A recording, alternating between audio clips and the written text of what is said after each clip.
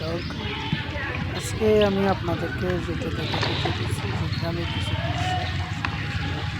আসলে ব্যবহার করবেন এখানে হাঁস আছে গ্রাম অঞ্চলে, একটা হাঁস। আর হলো একটা লাউ গাছ। লাউ গাছ মনে করেন কিছুই আছে, আর এখানে হলো কিছু মরিচ গাছ আছে। এগুলো আমরা নিজেরাই করে থাকি, নিজেরাই খাওয়ার জন্য, যেমন হচ্ছে প্রকৃতির খাবার। তারপরে জাম্বুরা গাছ, এই জাম্বুরা গাছের ফল ধরতেছে, ফুল হয়েছে। তার পাশে একটা গাছ আছে আম গাছ, ওটাতেও আপনার ফুল হয়েছে। পাশে দেখা যাচ্ছে আম গাছে ফল দিছে।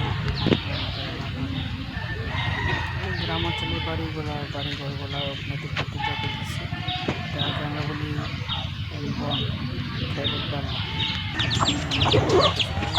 গ্রামের মুরগি।